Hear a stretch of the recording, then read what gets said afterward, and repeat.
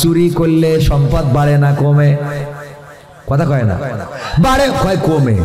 বাড়ে মানে কি? যারা চোর দেখেন তাদের বাড়ি আছে লন্ডনে, আমেরিকায়, কানাডায়, সিঙ্গাপুরে, তারপরে দুবাই, আবুধাবিতে, সব দেশে বাড়ি ঘর আছে না নাই? চোরদের সম্পদ বেশি না কম?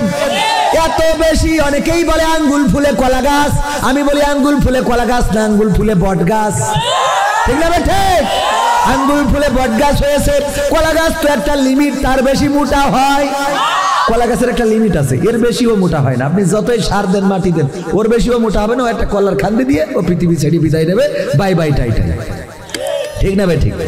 কিন্তু বট গাছ, ওর যদি সুযোগ পাই এই গ্রামে বট গাছ লাগাবেন, ও শিকড় ছাড়তে ছাড়তে আপনাদের ওই থানায় চলে যাবে। ঠিক না বেটে? সুতরাং আঙ্গুল ফুলে কলা গাছ হয় না, বট গাছ হয়।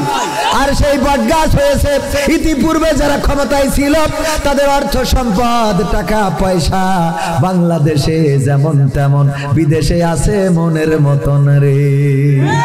ঠিক না বেটে? কানাডায় যান, বেগম পাড়ায় বাড়ি আছে না নাই? ওই আল্লাহর ওলিদের কত দেখেন, আপনার ছেলে পড়ে আমেরিকায়, মেয়ে পড়ে লন্ডনে, বাড়ি আছে কানাডার বেগম পাড়ায়। আর যদি অসুস্থ হয় সিঙ্গাপুর মাউন্ট এলিজাবেথে যায় চিকিৎসা নেওয়ার জন্য, ব্যবসা করে দুবাইয়ের বুর্জ খলিফায় ফ্ল্যাট রয়েছে। তারপরে আবার আপনার দেখা যায় পিকনিক করার জন্য যায় থাইল্যান্ডে। আর আমাদের বলে রোজার মাসে তোমরা বড়ই দিয়ে আর পিয়ারা দিয়ে ইফতারি করো। ঠিক না বেঠে? চোরেরা সব নিয়ে চলে গেছে, এত নিয়েছে যে আমরা খেজুর কেনার টাকাও নেই। ঠিক না ঠিক? সব নিয়ে গেল, এত কিছু করলো চোরের দল, ওদের সম্পদ এত বেশি। এই জন্যে ওই আলেম লোকটা চিন্তা করেছিল, আমার যদি সন্তানটারে চোর বানাইতে পারি। অনেক আলেমের ছেলে চেয়ারম্যানিতে দাঁড় করায় আছে না নাই? চেয়ারম্যানিতে দাঁড় করাইলেই চোর হয় না, তবে বর্তমান সময়ে অনেক চেয়ারম্যান চোর। ঠিক না ঠিক? অনেক চেয়ারম্যান চোর, এমপি চোর, মন্ত্রী চোর, এমনকি সরাসরি শেখ হাসিনা পর্যন্ত চুরি করে শুনছি। ক্ষমতায় কেউ স্থায়ী হয় না, হোক না সে হাসিনা কি বারে না, চেয়ারটা চিরকাল থাকে না। ক্ষমতায় কেউ স্থায়ী হয় না, মুজিবুর বেশি দিন থাকেনি, জিয়াউর কেউ তো রাখেনি। মুজিবুর বেশি দিন থাকেনি, জিয়াউর কেউ তো রাখেনি। এরশাদ চলে গেছে পৃথিবী ছেড়ে, এরশাদ চলে গেছে পৃথিবী ছেড়ে, কেউ আজ তার কথা কয় না। ঠিক না ভাই? ঠিক বলে। ক্ষমতায় কেউ স্থায়ী হয় না, হাসিনা ক্ষমতা ধরে রাখতে আয়না ঘর বানিয়েছিল, জনগণের রোশানলে দাদার দেশে পালিয়ে গেল। হাসিনা ক্ষমতা ধরে রাখতে আয়না ঘর বানিয়েছিল, জনগণের রোশানলে দাদার দেশে পালিয়ে গেল। ডিবি হারুনের পাশে আর, ডিবি হারুনের পাশে আর পরিমণিদের দেখা যায় না। ঠিক না বেঠে? ক্ষমতায় কেউ স্থায়ী হয় না, হোক না সে হাসিনা কি বারে না, চেয়ারটা চিরকাল থাকে না। চেয়ার কি চিরকাল থাকে? যেই ক্ষমতায় আসুক চেয়ার চিরকাল থাকবে না। ইতিপূর্বে যারা চেয়ারে ছিল যেমন নাই, এখন যারা আছে তাদেরও থাকবে, তাদেরও থাকবে না। আগামীতে যারা আসবে তাদেরও থাকবে না। সুতরাং এই চেয়ারে বসে যদি চুরি করেন, চুরি করেন, চুরি করেন, তাইলে দুনিয়ায় বেইজ্জতি হবেন, আর আখেরাতে লাঞ্ছনা, লাঞ্ছনা গঞ্জনা আছে না নাই? যাই হোক, ওই চুরি সিসকে চোরে না, কাঁঠাল চোরে না, কলা চোরে না, ওই আলেম লোকটা চোরের সাথে দিল যেন ভাগ্যের অবস্থার পরিবর্তন করতে পারে। সন্তানকে দিল, নাও তুমি চুরি বিদ্যা শিখাবা, কেমন করে সোনা চুরি করা যায়, কেমন করে ব্যাংকে চুরি করা যায়, কেমন করে সরকারের মাল আত্মসাৎ করা যায়, কেমন করে কানাডার বেগম পাড়ায় বাড়ি বানানো যায়, কেমন করে টাকাগুলো সুইজারল্যান্ডের সুইস ব্যাংকে রাখা যায়, কেমন করে সিঙ্গাপুরে ফ্ল্যাট কেনা যায়, কেমন করে মালয়েশিয়ায় সেকেন্ড হোম নেওয়া যায়, কেমন করে বুর্জ খলিফায় ফ্ল্যাট কেনা যায়। এমনি ভাবে এই চুরি বিদ্যা শেখানোর জন্য আল্লাহর পথ থেকে শয়তানের পথে দিল। কার পথে? এখনো অনেক আছে, দেয় না দেয় না, কয় খুকা তুই যাও ওই দল কর, আমি এই দলে আসি, দেখে রাখবানে, তুই ওই দলে যা, তুই ওই দল কর, আমি দেখবানে। ওগো আমার ভাইয়েরা, আর ওই চোর লোকটা চিন্তা করলো সারা জীবন তো আমি চুরি করেছি, সারা জীবন অন্যায় করলাম, খুন করলাম, গুম করলাম, অপরাধ করলাম, আমি এত অপরাধ করেছি, আমার সন্তানটারে আল্লাহওয়ালা বানাবো, আলেম বানাবো, আবেদ বানাবো, আল্লাহর হুকুম আহকাম যেন মেনে চলে। তার জন্য চোর লোকটা আবার তার সন্তান রেখেছে আলেমের কাছে যে আপনি এইটারে আলেম বানান। চোর ওই সন্তান রে বানাইছে কি? নিজের সন্তান রে বানাইছে আলেম, আর আলেম তার সন্তান রে বানাইছে চোর। আল্লাহর নবীকে বললেন, ওগো বিশ্ব নবী, এই চোর লোকটা জাহান্নামে আছে, কিন্তু তার সন্তান ভালো কাজ করার কারণে সাদকায়ে জারিয়া হিসাবে তার আমল নামায় সওয়াব জমা হতে হতে হতে হতে হতে হতে এখন এমন একটা অবস্থা, আর কিছুদিন পরে গুনার খাতাটা হালকা হয়ে যাবে, সওয়াবের খাতাটা ভারী হয়ে যাবে। এখন এই লোকটা জাহান্নাম থেকে মুক্তি পেয়ে জান্নাতের বাসিন্দা হয়ে যাবে। বলেন সুবহানাল্লাহ। আর ওই জান্নাতি লোকটা কান্নার কারণ হলো, ওই জান্নাতি লোকটা তার সন্তান যত চুরি করে, যত দুর্নীতি করে, যখন ব্রিজের মধ্যে রডের জায়গায় বাঁশ ঢুকায়, আছে না নাই? জিজ্ঞাসা করলে বলে, ওগো হুজুর, আপনি তো বাঁশের কেরামতি জানেন না। কি কেরামতি? রড দিলে রডে এক সময় জং ধরে যায়, কিন্তু বাঁশে কখনো জং ধরে না। বুদ্ধি আছে না নাই? বাঁশে জং ধরে না, এই জন্য আমরা রডের জায়গায় বাঁশ ঢুকাই। কার্পেট রাস্তায় দেওয়ার কথা 3 ইঞ্চি 5 ইঞ্চি, ওই এমন ভাবে কার্পেট দেয় যে ওইটা নিয়ে যেয়ে বাড়ি গায়ে দিয়া যাবে। আছে না নাই? যে রাস্তা করতে 4 বছর লাগলো, সেই রাস্তা গর্ভবতী হইতে 4 মাস।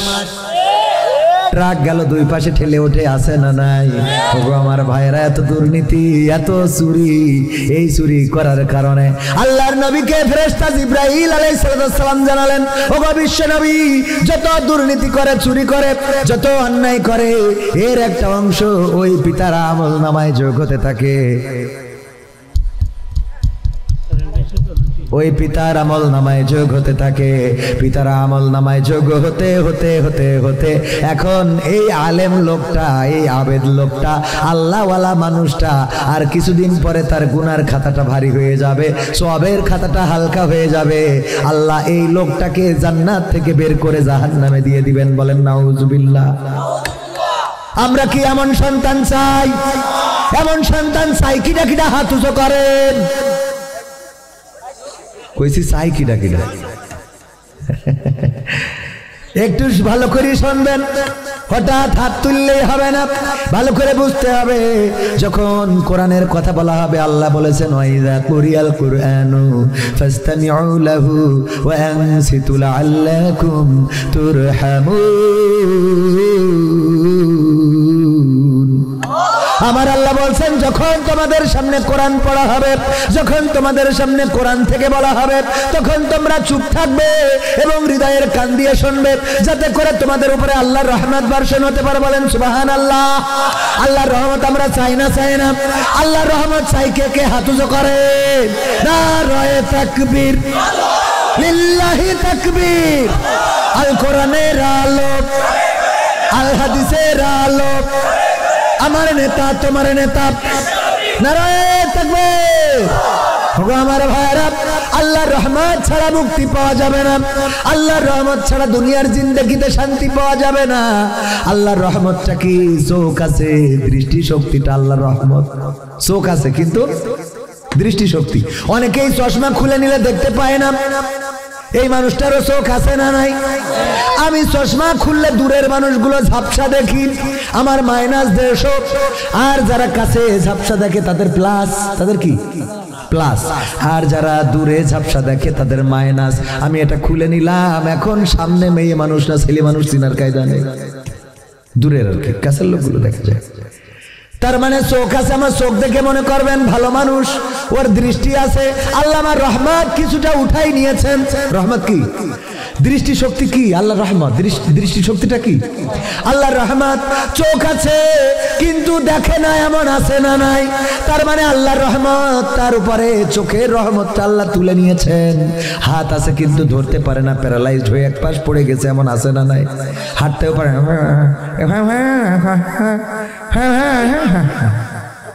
আছে না নাই?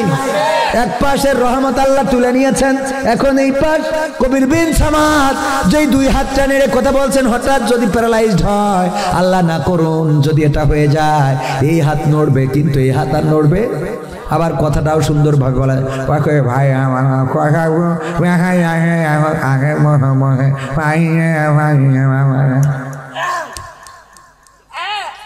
আমি প্র্যাকটিক্যালে বললাম, কথা কি ভুল বলেছি? ঠিক আছে না না?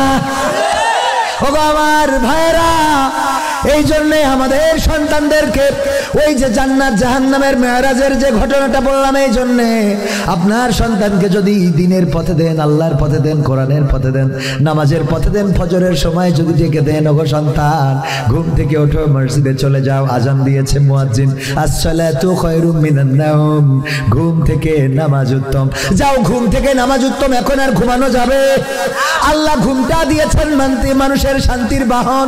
সারাটা দিনের ক্লান্তি, কত ময়লা, কত পরিশ্রম, কত আবর্জনা, সব কিছুর মধ্য দিয়ে যখন রাত্রে আপনি ফ্রেশ হয়ে ঘুমাতে যান, সন্ধ্যাবেলা রাত্রের বেলা শরীরটা আর চলতে চায় না, আল্লাহ রাব্বুল আলামিন সুন্দর করে চোখে ঘুম এনে দিলেন, আর আপনি ঘুমিয়ে গেলেন। সকালবেলা ফজরের সময় যখন মুয়াজ্জিন বলবে আসসালাতু খায়রুম মিনান নাওম, তখন আর ওই ঘুম দেওয়া যাবে। শান্তির বাহন ততক্ষণ যতক্ষণ মুয়াজ্জিন আজান না দিয়েছে। মুয়াজ্জিন আজান দিল, এবার আপনি উঠে মসজিদে চলে যান, সন্তানদেরকে ডাকেন, ওগো আমার সন্তান, ওগো আমার সন্তানেরা, কলিজার টুকরারা, ওঠো মসজিদে চলে যাও। সন্তানকে ডেকে নিয়ে যদি মসজিদে যেতে পারেন, ওই সন্তান আপনি মারা যাওয়ার পরেও সে মসজিদ কি ছাড়বে? না, মসজিদ ছাড়বে না। কিন্তু এখনকার পিতামাতা সন্তানকে মসজিদে পাঠাবে কি?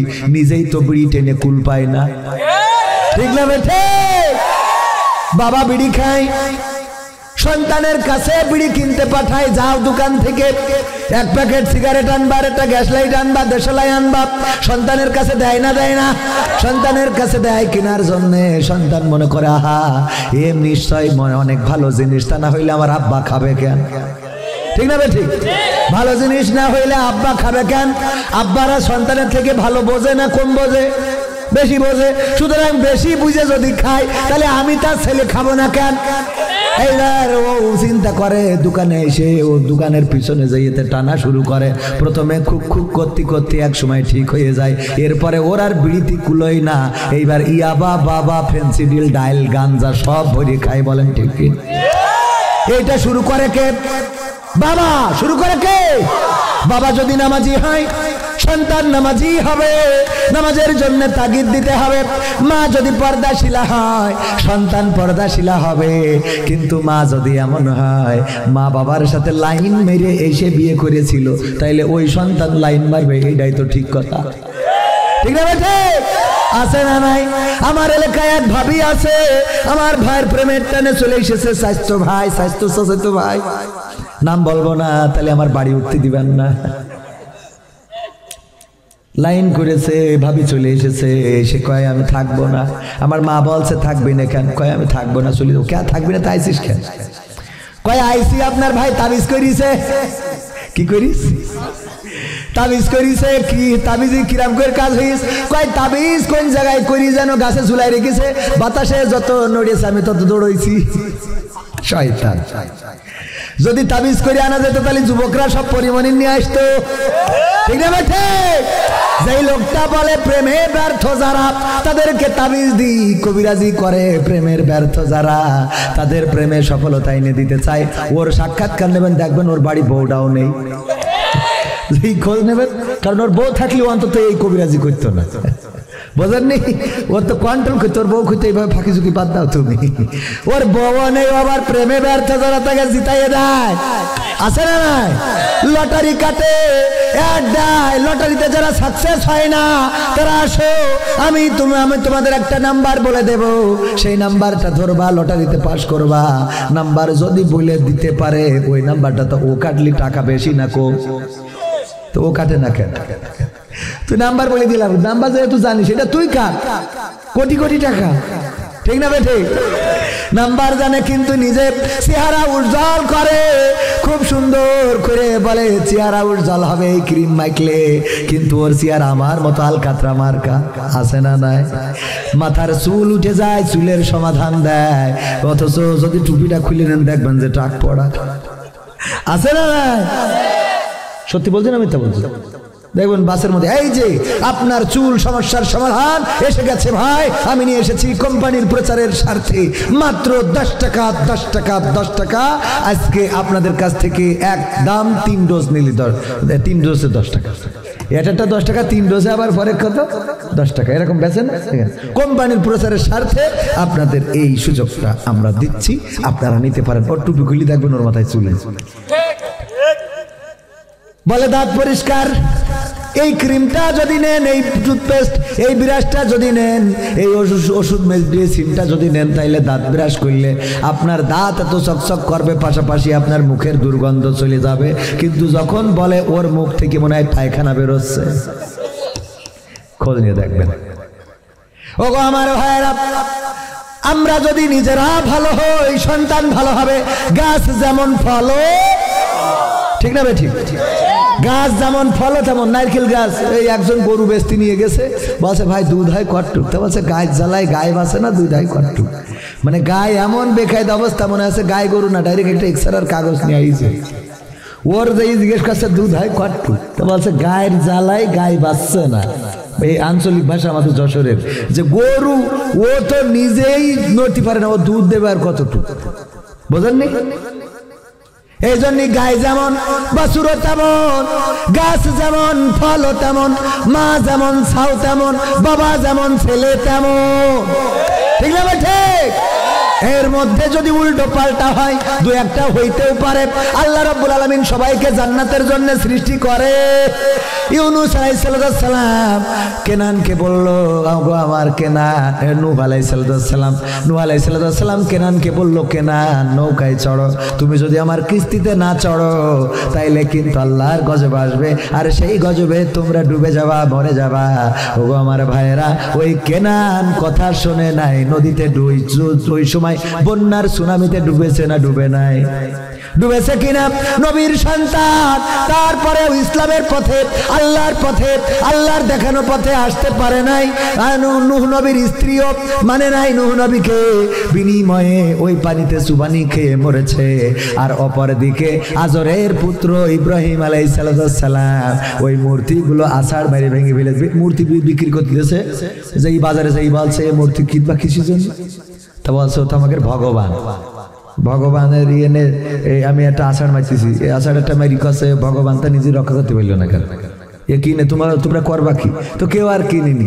পরে যাই আষাঢ় মারি দিয়েছে, বাড়ি বাপের সামনে যাই কেউ কিনিনি, এ করবো কি? হ্যাঁ, এই কিনিনি কেন? কেনবে কেন? এই যে দেখেন কি বেকায়দা অবস্থা। আবার কোন বর্ণনায় এসেছে যে ওই মূর্তিগুলো ভেঙে নিয়ে যে ইব্রাহিম আলাইহিস সালাম পিতাকে বলল, ওগো পিতা, এই মূর্তি তো আমি বিক্রি করতে পারলাম না। কেন? কারণ এই মূর্তিরা দেখেন একটাও আস্ত নেই। আস্ত নেই কেন? বলছে ওরা নিজেরা মারামারি করেছে, এ কয় আমার আগে বিক্রি করো, কয় আমার আগে বিক্রি করো, নিজেরা মারামারি করে হাত পা ভেঙে ফেলে। আজর বলে এটা কি কোনো কথা হলো? ওরা কেমন করে নিজেরা মারামারি করবে? এটা তো কোনোভাবে সম্ভব না। তখন ইব্রাহিম বলল, ওগো বাবা, যদি নিজেরা মারামারি করতে না পারে তাইলে অন্যের মারামারি ঠেকাবে কেমনে? ঠিক না বেঠে? নিজেরা যদি মারামারি করতে না পারে তাইলে অন্যের মারামারি ঠেকাবে কেমনে? সুতরাং এই মূর্তির কাছে মাথা নত করা যাবে না, এই মূর্তির সেবাদাসী হওয়া যাবে না, এই মূর্তির কাছে খাদ্য সামগ্রী রাখা যাবে না। এই কথা শুধু বললেন না, কাজে পরিণত করার জন্যে। যখন সবাই ও কাজের মেলায় চলে গেল, ইব্রাহিম আলাইহিস সালাম কুরুল একখান নিয়ে ঢুকে পড়লো তাদের উপাসনালয়ে।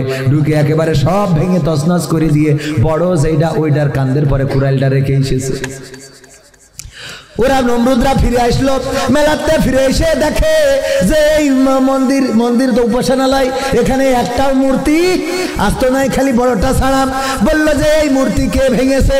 বললো কে আবার? এটা জামাত শিবিরের কাজ। ঠিক না ভাই? ঠিক। ওগো আমার ভাইরা, বললো এটা জামাত বিএনপি করেছে। তার প্রমাণ কি? প্রমাণ কোনো কিছুর দরকার নেই, ইব্রাহিমের ধরে আনলেই হবে। ইব্রাহিমের ধরে আনো, কারণ সে দাড়ি রাখে, সে টুপি পরে, সে ইসলামের কথা বলে, সে টাকনুর উপরে কাপড় পরে, এমন আছে না নাই? এলাকায় কিছু হোক কিছু ঘটুক, কে করেছে দেখার বিষয় না। এলাকার বিএনপি জামাতের নেতা যারা আছে, গড়ে মামলা আছে না নাই? এই মামলাগুলো যারা দিল, এখন আবার তারা জেলখানায়। তারা জেলখানায় যেয়ে বলে আমাদের উপরে আইনের বিচার প্রতিষ্ঠিত নাই, আমাদেরকে বেআইনি ভাবে পরিকল্পিত ভাবে মিথ্যা মামলা দেয়া হচ্ছে। আমার কথা হলো, যে রাস্তা তুমি দেখিয়ে গিয়েছো ওই রাস্তায় এরাও হাঁটা শুরু করেছে। যদি অন্যায় করেও থাকে, এই অন্যায় তোমরা করিলে বুঝলে সুযোগ পেয়েছে। র্যাব বানাইছিল বিএনপি, র্যাব বানাইছিল কারা? বিএনপি জামাত বানাইছিল। হ্যাঁ তো না বলছি, যদি বেআইনি করেও তাহলে সেই রাস্তা কেউ দেখাই দিয়েছে। বাবারে আমি বলছি যে তারা বলছে যে আমাদের উপরে মিথ্যা মামলা দেওয়া হচ্ছে, অন্যায় করা হচ্ছে। তো অন্যায় যদি তারা যেহেতু বলছে, এখন যে তোমরা একসময় এই কাজটা করি চাও, কথা কয় না। তুমি যেটা করি থুই চাও, তার কর্মফল ভোগ করা লাগবে না? আপনারা অন্যায় করেন, আমি বলছি না যে আপনি করেন। তাদের কথা মতো তারা বলছে এটা মিথ্যা, অন্যায় ভাবে তাদের উপরে নির্যাতন করা হচ্ছে। তো যদি অন্যায় ভাবে করা হয়ে থাকে ইতিপূর্বে, তাহলে কি ন্যায় হয়েছিল? তোমরা তোমাদের যে মামলাগুলো দেওয়া আছে, চুরির মামলা, ডাকাতির মামলা, চিন্তার মামলা, এর হত্যা করা ছাত্র জনতার যে গুলি করে মেরেছে, এটা প্রমাণিত না? কথা কয় না। ইলিয়াস আলী গুম হয়ে গেছে, আজ পর্যন্ত খুঁজে পাওয়া যায় নাই। পাওয়া গেছে? আজ পর্যন্ত পাওয়া যায় নাই। তারপরে জামাত শিবিরের ওয়ালি মুকাদ্দাস আলী ওয়ালিউল্লাহ, আজ পর্যন্ত তাদের লাশটা মেরে ফেলেছে কিনা নাকি বাঁচিয়ে রেখে আজ পর্যন্ত আমরা এখনো জানতে পারিনি। আল্লামা দেলোয়ার হুসাইন সাইদি কি অপরাধ ছিল? 13টা বছর কারাগারে রাখলেন, এই মানুষটার আবার জেলখানায় নিয়ে ইনজেকশন পুশ করে শহীদ করে দিলেন। এই মানুষটার আমরা দেখেছি যে চট্টগ্রামে কোনো এক বিয়ের অনুষ্ঠান থেকে কিছু আসামিদেরকে গ্রেফতার করা হয়েছে। দুর্ভাগ্যজনক ভাবে সেই আসামিরা আবার আওয়ামী লীগ করে। কি লীগ করে? তো এ নিয়ে আবার অনেকেই মায়া কান্না করতেছে যে একটা বিয়ের অনুষ্ঠান থেকে এইদেরকে ধরা হলো, বিয়ের আনন্দটা মিলান করে দেওয়া হলো। আমরা বলি বিয়ের অনুষ্ঠান থেকে ধরেছে, তোমাদের গা জ্বলে, অথচ ইতিপূর্বে আমার দেশের আলেম ওলামারা জানাজায় দাঁড়িয়েছে, সেই জায়গা থেকে ইমামকে ধরে নিয়ে চলে যাওয়া হয়েছে। মসজিদের মধ্যে নামাজে দাঁড়িয়েছে, টেনে ধরে টানতে টানতে টেনে হিসেবে নিয়ে যাওয়া হয়েছে। আলেম ওলামাদেরকে স্বাধীনভাবে কথা বলতে দেওয়া হয় নাই, বাবার জানাজা পড়তে দেওয়া হয় নাই, কবরের কাছে দাঁড়াতে পারে নাই, হাতে হাত করা, পায়ে ডান্ডা বেড়ি পরে বাবার জানাজা, মায়ের জানাজায় শরীক হতে হয়েছে। এখন তোমাদের এত মায়া, এত দরদ কোথা থেকে আসে? ঠিক না বে ঠিক? অনেকে আবার এই প্রেতাত্মাদের ব্যাপারে রাস্তায় নামছে, তারা লিফলেট বিতরণ করতেছে, রাস্তায় নামছে, লিফলেট বিতরণ করছে, হরতাল ডাকছে, অবরোধের ঘোষণা দিচ্ছে। অনেক নেতা আছে, জানি না এই নেতাগুলো সাদেউদ্দিন কোপেক কিনা মুখ, এরা আসলে বিএনপির রাজনীতির সাথে তাদের সম্পর্ক কতটুকু? আমার তো মনে হয় দাদার দেশের এজেন্ট। কারণ বিএনপির এক নেতা বলেছে যে আমাদের সিনিয়র নেতৃবৃন্দের মধ্যে রয়ের এজেন্ট রয়েছে, তারা দাদাদের ভাষায় কথা বলে। আছে না নাই? তারা এই প্রেতাত্মাদেরকে বলে তাদের গণতান্ত্রিক অধিকার, তারা রাজপথে দাঁড়াতে পারবে, তারা মিছিল করতে পারবে, তারা মিটিং করতে পারবে। আমরা গণতন্ত্রে বিশ্বাসী, সুতরাং তাদের এই অধিকার আমরা চূর্ণ খর্ব করতে চাই না। আমিও বলি কথা সত্য, কিন্তু ইতিপূর্বে নেত্রীর বাড়ির সামনের বালুর ট্রাক তাইলে সরাইতে পারো নাই কেন? ঠিক না ঠিক? নেত্রীর বাড়ির সামনের বালুর ট্রাক, সেই সময় গণতন্ত্র কোথায় ছিল? যখন তারেক জিয়াকে রিমান্ডে নিয়ে নির্যাতন করে সুজা মানুষটারে কুজা করে বিদেশে পাঠিয়ে দিয়েছে, তখন গণতন্ত্র কোথায় ছিল?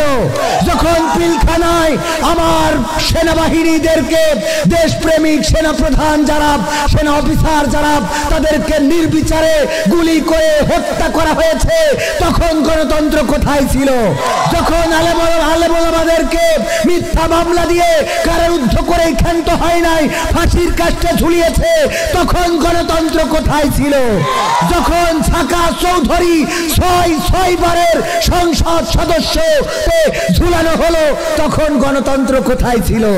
যখন বেগম জিয়াকে অ্যারেস্ট করে বৃদ্ধ মানুষ, বয়োবৃদ্ধ, তিনবারের প্রধানমন্ত্রী, তাকে দুর্নীতির কথিত মামলা দিয়ে রিমান্ডে নেওয়া হলো, জেলখানায় রাখা হলো, চিকিৎসা ব্যাহত করা হলো, তখন তোমার গণতন্ত্র কোথায় ছিল?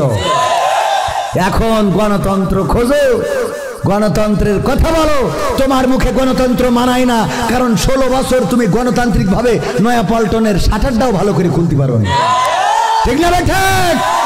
নয়াপল্টনের শাটার খুললে তোমাকে শাটার খুলে দিয়েছে, এখন গণতন্ত্র দেখাও, এটা আমরা মানি না।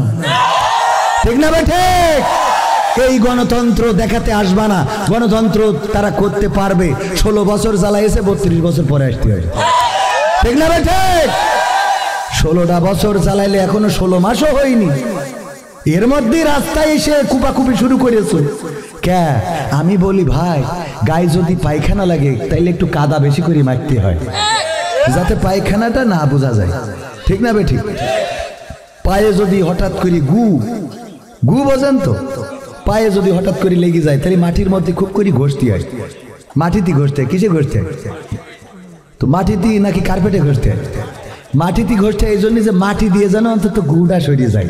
তো যেহেতু গায়ে গু মেখে গেছে, ছাত্রের রক্ত, আলেম ওলামার রক্ত, নির্যাতন, খুন, গুম, হত্যা, সেনাবাহিনী, আমাদের দেশ নিয়ে ষড়যন্ত্র, ট্রানজিট দেওয়া, দাদাদের যা ইচ্ছা তাই তাদের সুবিধা দেওয়া, সব রকম রক্তের দাগ, জুলুমের দাগ, অন্যায়ের দাগ, অপকর্মের দাগ হাতে রয়েছে। সুতরাং এই হাত কিছুদিন কাদা দিয়ে ঘষ। এক্ষুনি এই হাতে তোমরা ওই কুমিল্লার রসমালাই খাতে চাই।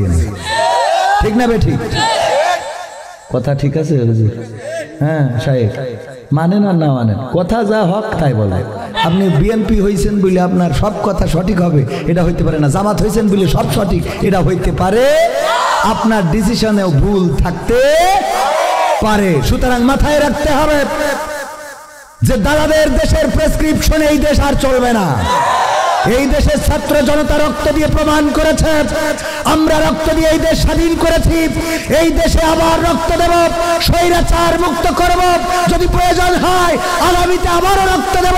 তাই এই দেশে অন্তত দাদার প্রেসক্রিপশনে যারা দেশ চালাইতে চাইবে তাদের এই দেশে জায়গা দেব না। আমার কথার সাথে কি একমত?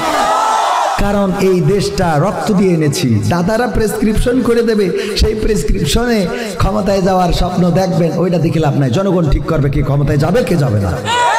জনগণ যাকে নির্বাচিত করবে, জনগণ যাকে প্রয়োজন মনে করবে, তারেক জিয়া কিন্তু স্পষ্ট করে বলে দিয়েছে যে শোনেন, জনগণ যদি মুখ ফিরিয়ে নেয় তাইলে বড় দল ছোট দল দেখে কিন্তু নির্বাচনে জিততে পারবেন না। মনে করেছেন বড় দল ক্ষমতায় যেয়ে বসে গেছি, না, জনগণ মুখ ফিরালে ইতিপূর্বে 16 বছর তারা চেয়ার দখল করে রেখেছিল, অথচ তারা আজকে কোথায়? এমপিরা সব কোথায় গেল? মন্ত্রীরা সব কোথায় গেল? কোথায় কাদের কাকা? তাদের সারা দেশটা এখন লাগে ফাঁকা ফাঁকা। পালাবো না, প্রয়োজন হলে ফখরুলের বাসায় গিয়ে উঠবো। ঠাকুরগাঁওয়ে বাসা আছে না, জায়গা দেবে? পালাবে না যাই না তবু দেখা, পালাবে না যাই না তবু দেখা। তাদের সারা দেশটা এখন লাগে ফাঁকা ফাঁকা, ওদের সারা দেশটা এখন লাগে ফাঁকা ফাঁকা। আইন মন্ত্রী আটকে গেল আইনেরই ফাঁকে, দাড়ি ছাড়া দরবেশের ভণ্ড ভণ্ড লাগে। আইন মন্ত্রী আটকে গেল আইনেরই ফাঁকে, দাড়ি ছাড়া দরবেশের ভণ্ড ভণ্ড লাগে। শুনছি কত নেতা নেত্রী খাইতেছে ভাই ডান্ডা, বিচারপতি কালামানিকের ফাটিয়েছে আন্ডা। পলকের ঝলক গেল, পলকের ঝলক গেল থামিয়ে নেটের চাকা। তাদের সারা দেশটা এখন লাগে ফাঁকা ফাঁকা, ওদের সারা দেশটা এখন লাগে ফাঁকা ফাঁকা। কই গেল সেই সংসদেতে মমতাজের গান, কোথায় গেল হযরত বলা স্বামী ওসমান। খেলা হবে, খেলা হবে। কই গেল সেই সংসদেতে মমতাজের গান, কোথায় গেল হযরত বলা স্বামী ওসমান। ইনু মেনন দীপু মনি আছে কারাগারে, বাপ করিলেও পাপ কখনো ছাড়ে কি আর তারে। কোথায় গেল স্পিকারের, কোথায় গেল স্পিকারের দৃষ্টি আঁকা বাঁকা। তাদের সারা দেশটা এখন লাগে ফাঁকা ফাঁকা, ওদের সারা দেশটা এখন লাগে ফাঁকা ফাঁকা। কোথায় গেল আরাফাত আর ব্যারিস্টার সুমন, কথা বলার সময় তারা করেনি ওজন। মুরগি কবির খাইছে ধরা, জাফর কোথায় আছে গোপনে কি সেও গেল মোদি দাদুর কাছে। কোথায় গেল এ সালামের, কোথায় গেল এ সালামের কাড়ি কাড়ি টাকা। তাদের সারা দেশটা এখন লাগে ফাঁকা।